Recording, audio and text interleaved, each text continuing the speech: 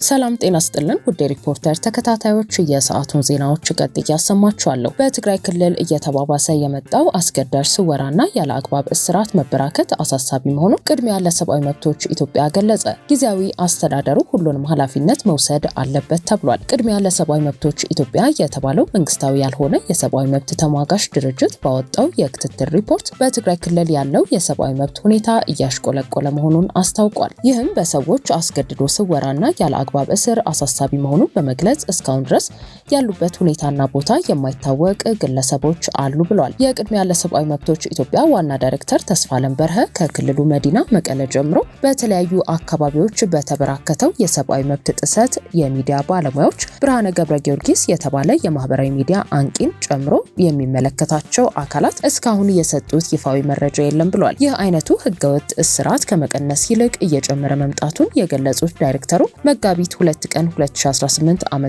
የመቀለ ዩኒቨርሲቲ መምህርና የሮማናት ሚዲያ ዩቲዩብ ቻናል ባለቤት የሆኑት ሸዊት ገብረ እግዚአብሔር ሲቪል በለበሱ የጸጥታ አካላት ከሆቴል ተይዘው ወደ ፖሊስ ጣቢያ መወሰዳቸው ተገልጿል። የግለሰቦች ከመደበኛው የህግ አሰራር ውጪ በመንግስት አካላት ታፍነው የሚወሰዱበትና ያሉበት ሁኔታ እንዲደበቅ የሚደረግበት አሰራር በኢትዮጵያ ህገ መንግስትና በዓለም አቀፍ ድንጋጌዎች የተረጋገጠው ሐሳብን የመግለጽ ነጻነት በከፍተኛ ሁኔታ እየተገደበ መሆኑና በተለይም የፖለቲካ ትንታኔ የሚሰጡና በጋዜጠኝነት ስራ ላይ የተሰማሩ ግለሰቦች ኢላማ ማድረግ እንዲሁም ተገቢውን የህግ ሂደትና የህግ ከለላ መንፈግ በክልሉ ለህግ የበላይነትና ለመሰረታዊ መብቶች ስጋት ሆነዋልም ተብሏል። ቅድሚያ ለሰብአዊ መብቶች ኢትዮጵያ በትግራይ ክልል የሚገኘው ጊዜያዊ አስተዳደር አስቸኳይ እርምጃዎች እንዲወስድ ጥሪ ያቀረበ ሲሆን ለአስገዳጅ ስወራዎች ተጠያቂነት እንዲሰፍን ያሉበት የማይታወቁ ግለሰቦችም ያሉበት ሁኔታ ለህዝብ ይፋ እንዲደረግ በህጋዊ ቁጥጥር ስር ያልዋሉ ሰዎችን በተመለከተም ግልጽና ገለልተኛ ምርመራ እንዲደረግ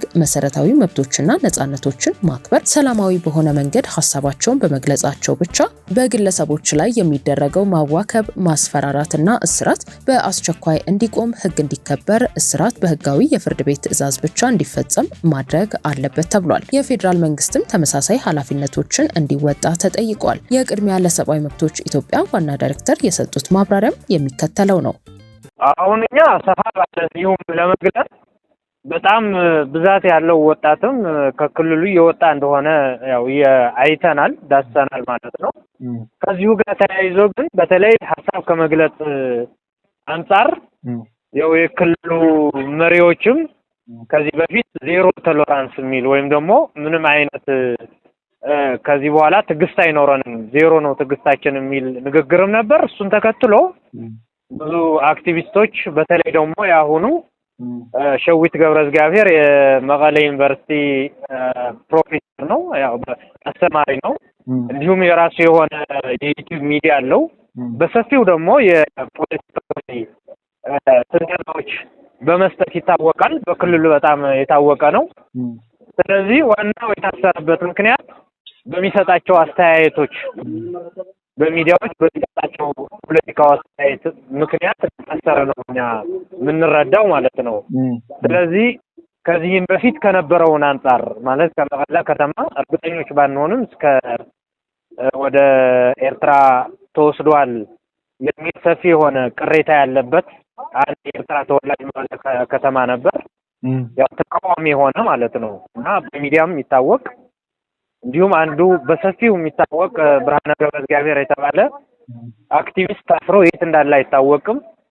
እንዲሁም አንድ የካሜራ ባለሙያ ፊልሞን ገብረ ህይወት የሚባል የት እንደገባ አይታወቅም። እሱም አሁን ደግሞ ሸዊት ገብረ እግዚአብሔር ያው ፖሊስ ጣቢያ ታስሮ እንዳለ ይታወቃል። እሱ ያው በተፈቀደ ታስሮ እንደተያዘ ነው። ስለዚህ ከፍተኛ የሆነ ማሽቆልቆል የሰብአዊ መብት አያያዝ ማሽቆልቆል እየታየ እንደሆነ በክልሉ ነው ያየነው ማለት ነው። የጊዜያዊ አስተዳደሩ ነው የምናውቀው። ኃላፊነት የሚወስድበትም ጊዜያዊ አስተዳደሩ ነው የሚሆነው። ምክንያቱም ክልሉን ለመምራት ኃላፊነት የወሰደው ከፌዴራልም በትግራይ በኩልም ጊዜያዊ አስተዳደሩ ነው። ስለዚህ የሚፈጠር ማንኛውም አይነት የሰብአዊ መብት ጥሰት ኃላፊነት የሚወስደው የጊዜያዊ አስተዳደር ባለስልጣናት ናቸው ማለት ነው። ከፖሊስ ጀምሮ ከፍትህ አስተዳደሩ ጀምሮ እና ከጊዜያዊ አስተዳደሩ እነሱ ናቸው ኃላፊነት የሚወስዱት ብለን ነው። ምክንያቱም ሌላው አካል ወይ ከአቅማችን በላይ ሆኗል፣ ስለዚህ በእኛ ችግር አይደለም ብለው መግለጫ ኃላፊነታቸውን ማውረድ አለባቸው። ይሄ ባላሉበት ሁኔታ ግን እኛ ወደ ሌላ እንደዚህ አለ ብለን የምናውቀው እንትን አይኖርም ማለት ነው። አዎ ምንም የምንለው ሁሉም